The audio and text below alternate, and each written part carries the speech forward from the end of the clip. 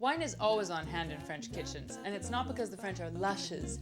It's because it's a great everyday ingredient for all kinds of dishes. You can make sauces and marinades, you can make vinaigrettes, sautés, even just for a splash of flavor, wine is good. I have two wine buff friends coming for dinner, and I have a whole menu of dishes that have wine in them. My menu is orange peel wine for aperitifs. For a first course, œuf en meurette, which is eggs in a hearty Burgundian red wine sauce. For a main course, I'm making cockle Riesling with red wine cabbage on the side. And for dessert, a berry dessert with a splash of champagne. They're all really easy French recipes that show that wine is just as good on the plate as it is in the glass.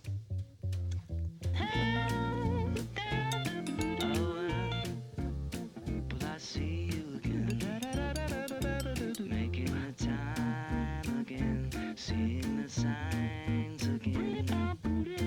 Come over, and we'll meet again. Da da da, da da da da da.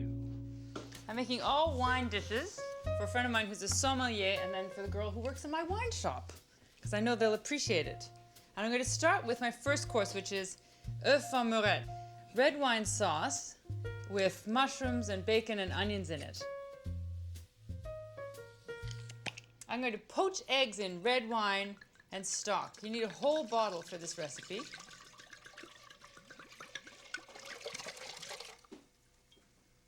And a couple of cups of stock, say 2 cups. 1, 2. But that has to come to a simmer first, so I can get some vegetables ready.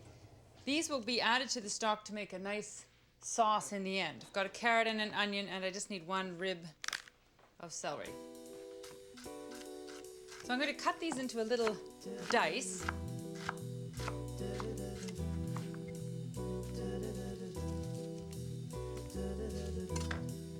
I don't want boiling wine, just murmuring wine.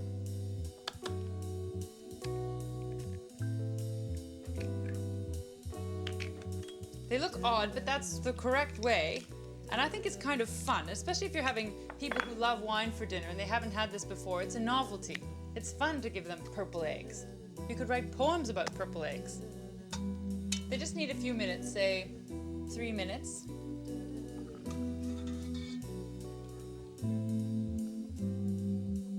Those are ready, and I can just reheat them quickly later by just putting them down in the sauce. Now, this can go back up to higher heat, and I'm adding the garlic, and this dice of carrot, onion, and celery.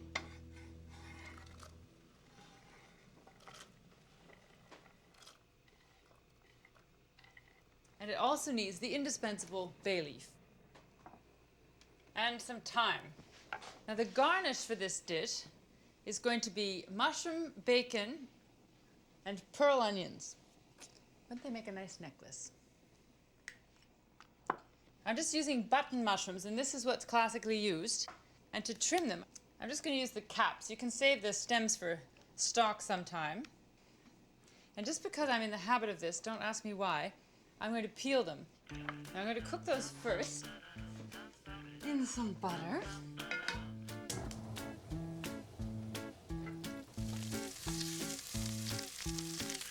Bacon. I think 4 slices is enough. Once the mushrooms are done, they can come out. Now the bacon. One thing at a time because they all have different cooking times. Just drain it. And now in the bacon fat, I can cook the onion.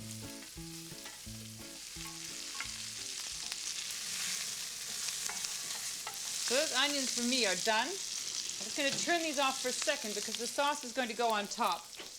I can put back the mushrooms, put back the bacon.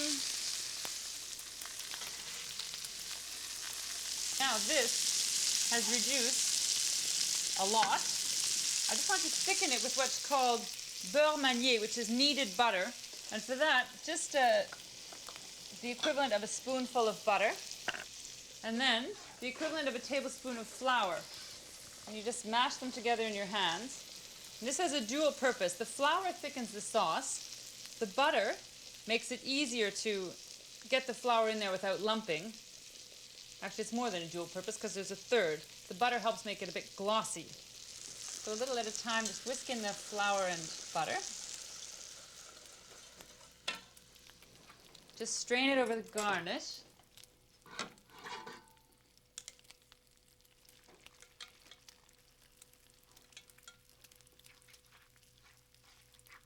This nice, rich, glossy red sauce with nice brown onions and mushrooms in there.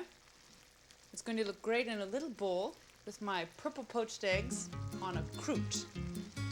Now I need a croûte, but I'm going to do them differently from how I usually do them. I'm going to fry them in butter. Aha! And then just drop the bread in the sizzling butter.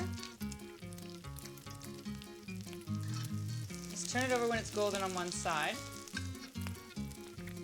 I'm going to serve them tonight in a bowl with the sauce, nice and thick and hot all around, a little croûte of my fried bread and the poached egg on top, and I'll add some parsley at the very end, but not yet, otherwise it will wilt.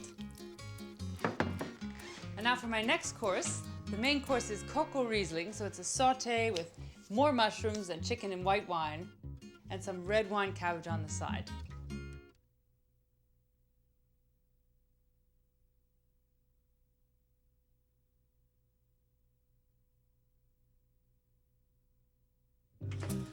I love this place. And as you know, this cellar, like all the cellars in this village, goes back about 1,000 years. I know, and I love drinking in a place that's 1,000 years old. I love in Burgundy that it's really small plots, and really there's very little wine made in each one. It's not huge vineyards, just little ones, and they make big wines with just a little space. This is the Saint-Brie. Great wines for drinking young, very Yep. fruity, very fresh. Reminds me of the woods for some reason. Fancy a red now? Oh, sure. Whenever I taste these wines, I see a smiling family member looking at me through the label. I think some people get a little bit intimidated by wine and they think they should be saying the right things, but in fact, it's all about pleasure. Every once in a while, I like to bring my houseplants in for a visit. I'm cooking everything with wine. Mint's not in my dishes, but likes to watch. The main course of my wine menu is cocoa Riesling, using Riesling, obviously, from Alsace, and chicken. Nice chicken legs. I like to make sautés with chicken legs because they can stand up better to all that cooking. You can leave them whole like that. I usually split them. You just feel a little place where they come together and cut right through there. Comes apart, no problem. Just season the chicken pieces here. Salt and pepper.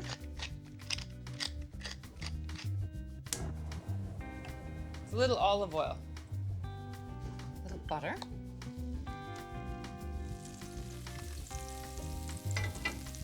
So first brown the meat. Step one of a sauté. Actually, step one is put on your apron. There's no way around it. Fat splatters. Let that get nice and dark.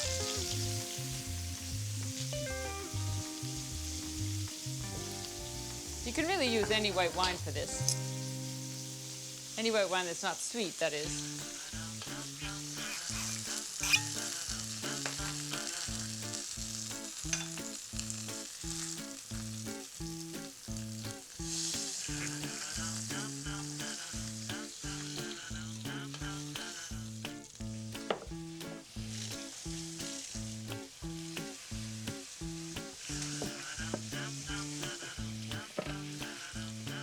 I'm just pouring off this excess fat here.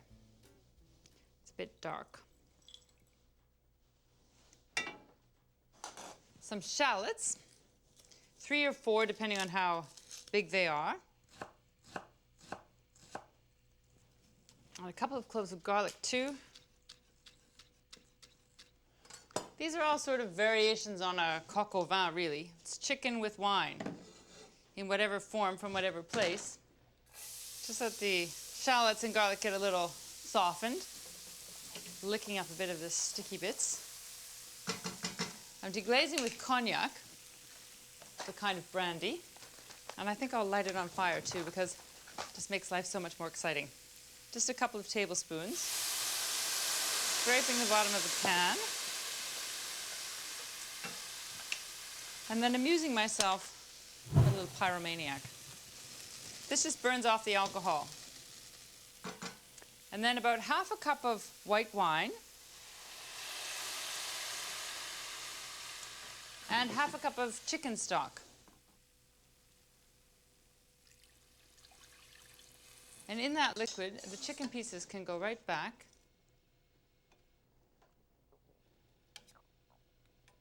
So my cocktail Riesling is simmering away. I'm just going to move it to a slightly slower burner and make the garnish, which is more mushrooms. These are cremini mushrooms. I think I'll just cut them in quarters. J'attends qu'on se revoie, que l'on passe, que les signes se montrent fréquents.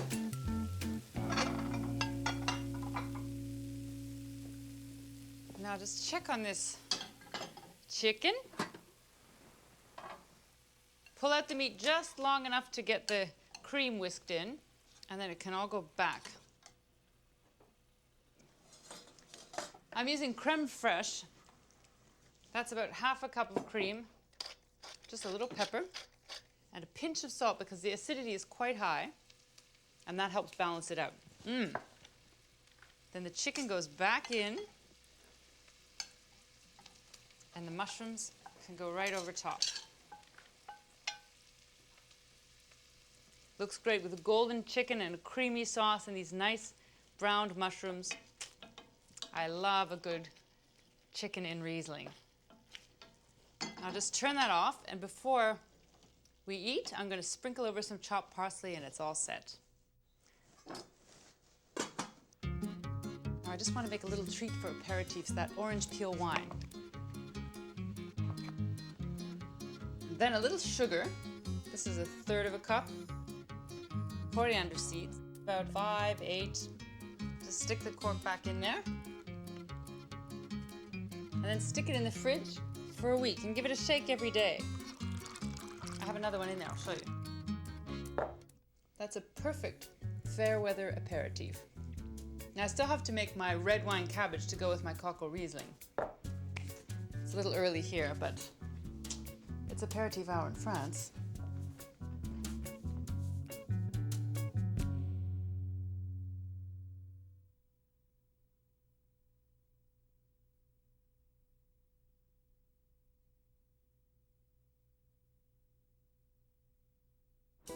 In Paris, they have bike racks like this, and they're for everyone, and you just pay at a little booth and get a card, and then you press a button and click out your bike, and then you just return it to any other row of bikes anywhere else in the city.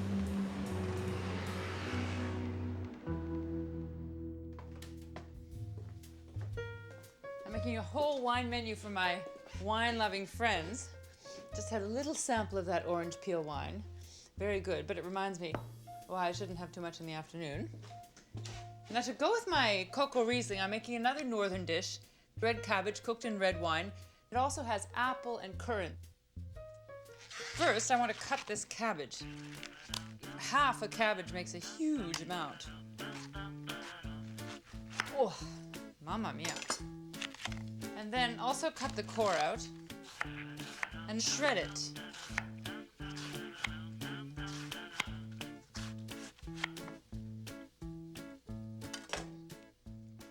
Now, you're not going to believe I'm doing this again, but I think I'll just add a little bacon. You don't have to. I have vegetarian friends who eat this all the time. They don't add the meat, but I don't know. I'm being kind of traditional on the cabbage. So, just a few slices.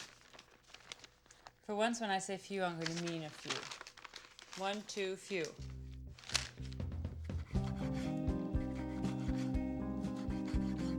Just slicing the bacon into lardons. Just a little oil.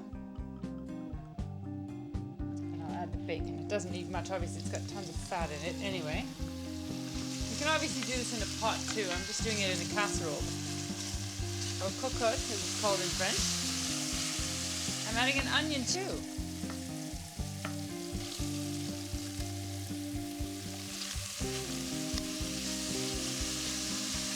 The bacon is good in this because it adds a little smokiness, so it will be good. I'm using red wine in this dish, and that's what's typical. If you don't want to use any wine, you can use red wine vinegar alone. But the point about it is the acid. You need that acidity to preserve the color.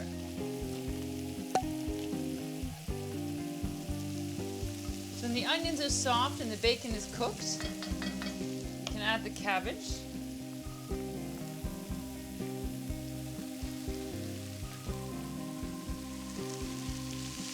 Give it a stir until it softens a bit. Now I want some stock. This is beef stock, but you could use chicken stock, just about half a cup. And then to make sure I don't get blue, half a cup of red wine.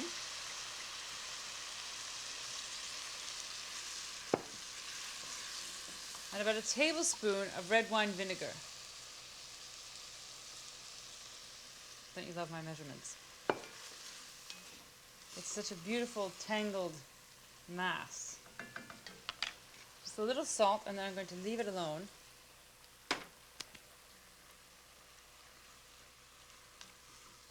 And cook it until it's just nice and tender.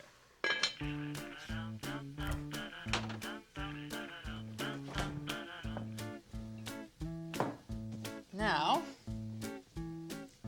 this has had enough time. I can smell it. The bacon does make it smell really good. And look, it's just preserved that beautiful color. It's a beautiful thing, and I can make it even more beautiful, just a few more flavors. An apple adds some nice tartness against the sweetness of the cabbage. And this is very northern France. I'm adding a tablespoon of brown sugar, and you see brown sugar a lot closer to the Belgian border. Now, just a few handfuls of currants.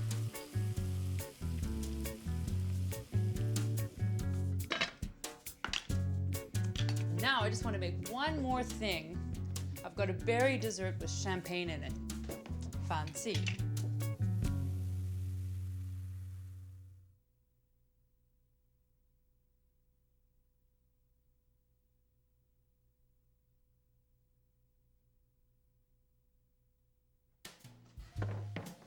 I'm cooking with wine today. All recipes using different kinds of wine. Even dessert. A berry dessert with a splash of champagne. This dessert reminds me a lot of the German dessert Rote Grütze, and it has berries that are pureed together, and then you mix fresh berries through it. So it's like a cold berry soup. You need a couple of handfuls of raspberries and some strawberries too. And it's nice that there's champagne in it, so you open the champagne, and I'll do that at the table. You pour in a splash, and then you pour the rest of it into your glasses. A little sugar. And a little squirt of lemon juice. Squirt.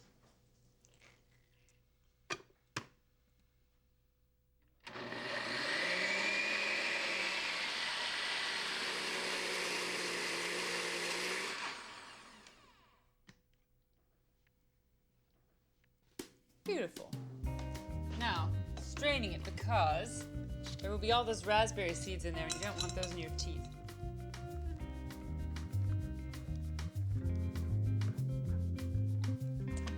So then you can just stir in the other berries. Blueberries, blackberries, and then just for color, whatever's left of your raspberries. I even have some strawberries left in here. I can just cut up a few. Poor little mint has been waiting here all day. Just a little bit.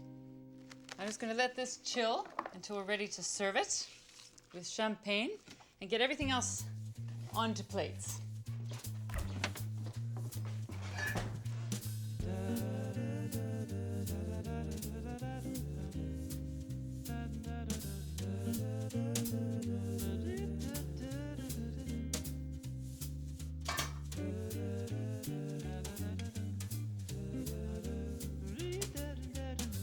Orange peel wine, a pale sweet aperitif with a curl of citrus. Eggs in red wine sauce or œuf en meurette, a hearty Burgundian specialty. Coco Riesling, a creamy chicken sauté with mushrooms and Alsatian white wine. Red Cabbage with red wine, a brilliant purple side dish with apples and bacon. And champagne and berry soup, bright fresh fruit in its own coulis, set of fizz with a glug of bubbly. Little experiment. I like it. It's good in summer. It's kind of a variation on sangria, kind of. Actually, you're right. These are eggs meurette. Quite often, egg dishes are things that we're pairing with white wines like Alsatian wines, right? And as soon as you have this type of sauce with it, it makes me think of the Burgundy art. I'm still doing a lot of wine tastings and a lot of writing. Here's some berry soup. Oh, wow. Oh, Glamorous, what? Very. Oh, that's Go ahead. so great. Oh, thank you. Cream and berries and soup. Cheers. Cheers. Salut. Cheers.